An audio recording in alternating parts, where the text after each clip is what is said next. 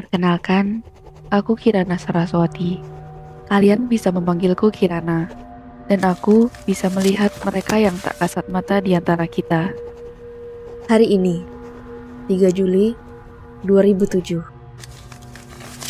Sore itu, suara kulkul atau kentongan berbunyi dari kejauhan memecah keheningan dari Kajang Kliwon saat itu. Ritmenya itu menandakan seseorang telah meninggal dunia di daerah rumahku. Ibu yang semula sedang memasak seketika tak bergeming saat menerima telepon dari salah seorang saudaranya. Benar saja, Pak D terlibat kecelakaan maut yang membuatnya seketika meninggal di tempat. "Engken Mademe?" kata ibuku, yang berarti, "Made kenapa, Bu?" dalam bahasa Bali. Pak D adalah sepupu tiri ibu yang sangat supel dan suka bercanda. Mendengar kejadian ini, membuat lututku lemas karena Pak D salah satu orang yang selalu menemani dan menyemangatiku saat aku mengalami depresi 2 tahun lalu.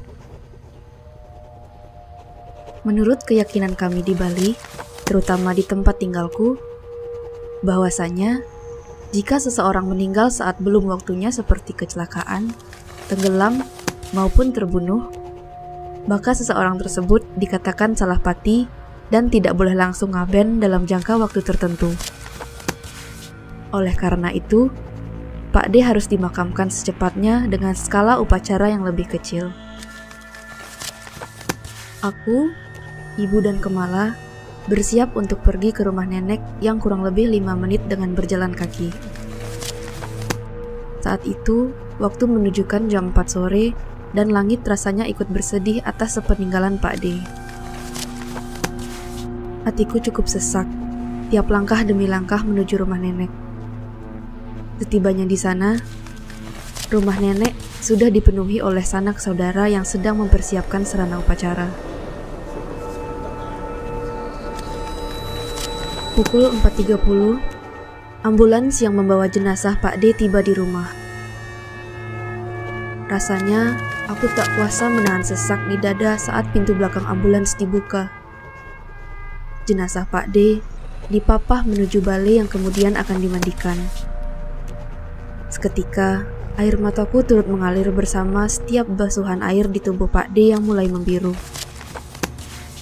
Aku tak tega dan tak menyangka kalau Pak D yang kami kenal sebagai orang yang sangat ceria meninggalkan kami dengan cara yang seperti ini. Namun, saat setiap sanak keluarga secara bergantian membasuh tubuh Pak D, sebuah tangan kurus dengan kulit hitam turut ikut menyentuh tubuh Pak D. Tangan itu menjulur dari kerumunan orang-orang yang sedang memandikan Pak D. Sontak aku terkesyap dan langsung mencari siapa sosok pemilik dari tangan tersebut. Namun, belum sempat aku melihat sekeliling tangan tersebut sudah menghilang dari pandanganku. Perasaan yang bercampur aduk mulai meracuni kepalaku. Siapa? Dan kenapa turut ikut membasuh jenazah Pak D? Kataku yang sedang kemelut. Selesai memandikan jenazah, dilakukan serangkaian doa dan ritual sebelum menuju seter cerik atau kuburan kecil tempat seseorang yang salah pati biasanya dimakamkan. Aku dan keluarga lainnya berkumpul di sudut rumah dan saling mengutarakan kesedihan dan kesenangan bersama Pak D. Bagaimana baik dan ramahnya Pak D. Namun di tengah pembicaraan, fokusku teralihkan oleh sebuah aroma yang sangat pekat seperti bau bangkai. Aku merasa ada yang tidak beres, tapi aku terlalu takut untuk memeriksanya. Apakah ini milik tangan hitam tadi? Ku coba untuk memancing pertanyaan kepada keluarga sekitarku mengenai aroma ini, tapi tak ada yang merespon. Pukul 5.41 sore, bulu kuduku mulai menegang seiring dengan prosesi pemindahan jenazah ke atas wadah atau tempat meletakkan jenazah yang nantinya akan ditarik menuju setre. Mataku hanya bisa melihat ke bawah. Rasanya berat sekali memandang lurus ke depan. Namun, kesedihanku dikalahkan oleh rasa takut yang semakin memuncak karena bau tidak sedap yang semakin pekat seiring aku keluar rumah menuntun jenazah Pak D keluar. Yang aku lihat kemudian membuatku mematung. Puluhan makhluk hitam serasa menunggu jenazah Pak D keluar dari rumah. Mereka berdiri sambil membuat gestur mengendus, membuatku semakin takut. Aku tidak tahu mereka ini apa, namun mereka cuma diam dan memandangi. Tepat sandikala pukul 6, iringan jenazah Pak D dibawa menuju Seter Cerik yang kurang lebih berjarak 3 km dari rumah. Dikarenakan bukan iringan wadah biasanya, maka tidak menggunakan gamelan sepanjang perjalanan. Kesunyian perjalanan itu justru yang membuatku semakin takut.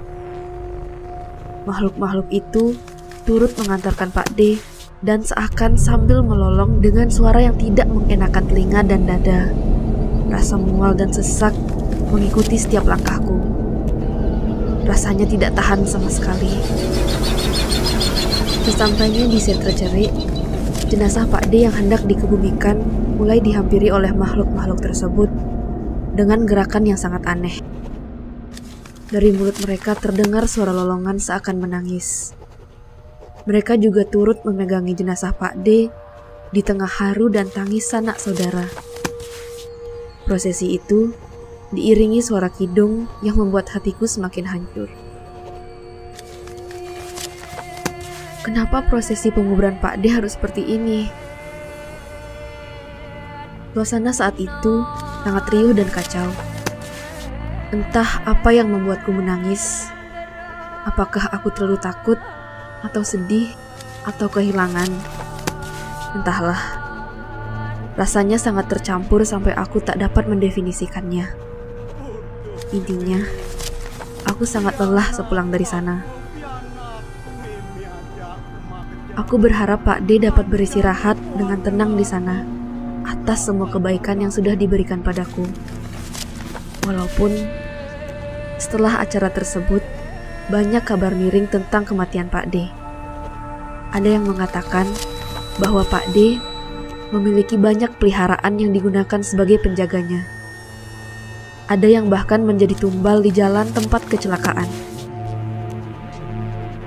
Apapun itu, aku percaya bahwa Pak D tetaplah orang baik dan aku tidak ingin melihat atau mendengar makhluk itu lagi. Tamat. Ikuti dan kembali mendengarkan kisah dari lensa mataku serta menemani tidur kalian di setiap malam Jumat. Apakah kalian pernah mengalami hal yang sama? Jika iya, bisa tulis di kolom komentar agar aku tahu kalau Kirana tidak sendirian.